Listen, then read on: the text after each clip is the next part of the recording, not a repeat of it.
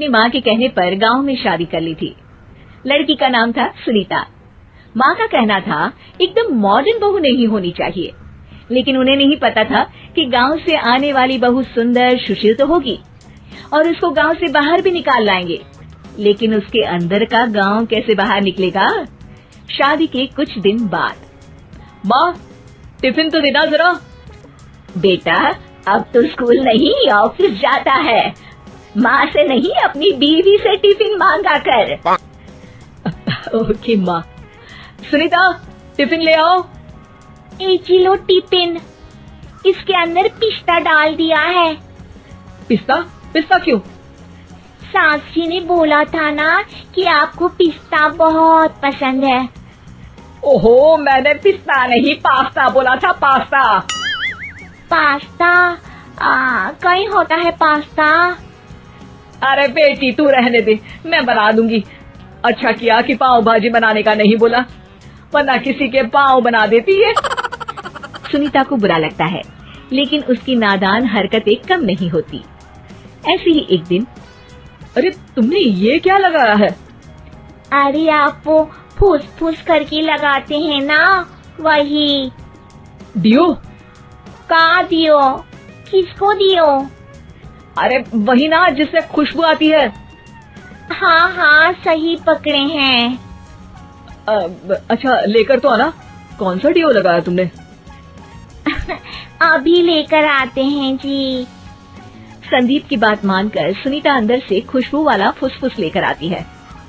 OMG!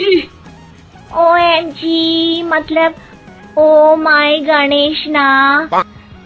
अरे OMG छोड़ो, और ये खुशबू वाला फुसफुस की बात कर रही थी तुम? हाँ इसी की, फिर से सही पकड़े हैं।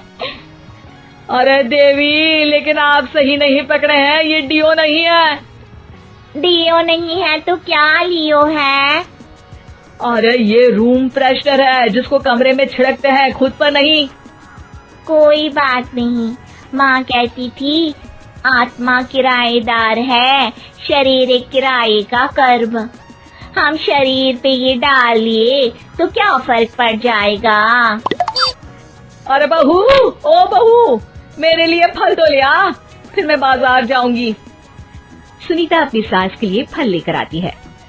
अरे बेटा, पपीता, तरबूज और सेब फल ऐसे कैसे खा लूं? काट कर तो ले आ।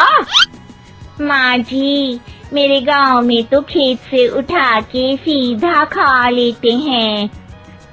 अरे ये तेरा गांव नहीं है ना।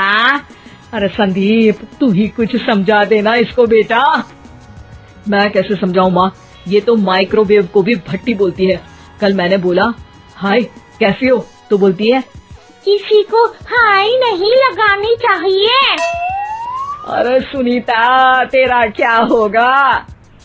अभी तो कैसे बताऊं माँ जी, अभी हम कुछ करेंगे फिर पता चलेगा क्या होगा, लड़का या लड़की। हे भगवान, कहाँ से आ गई है? रामपुर से जी, आप ही तो लेकर आए थे मुझे। अरे मुझे माफ कर दो। पहले कोई गलती तो करिए जी, आपकी तो सारी गलती माफ कर देंगे हम। हाँ अरे बहू, मेरी बात सुन। फल यानी कि फ्रूट जब भी लाए ना तो काट कर लाना, ठीक है? जी ठीक है माँ जी, फल यानी फ्रूट यानी काट के लाऊंगी।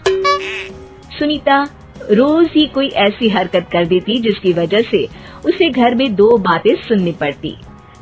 एक दिन, माँ मेरे बॉस घर पर आने वाले हैं शाम को, उनका बर्थडे है, फैमिली साथ नहीं रहती उनके, तो यही पार्टी कर लेंगे। उनको अच्छा लगा तो शायद मेरा प्रमोशन भी हो जाएगा। मैं ना फ्रूट केक लाकर फ्रिज में रख दूंगी और तेरे साथ आज खाना मैं बनाऊंगी, ताकि जब साहब आए तो खाने में कोई गड़बड़ ना हो। शाम को जब सारी तैयारियां हो जाती है, संदीप के साथ बड़े साहब भी घर आते हैं।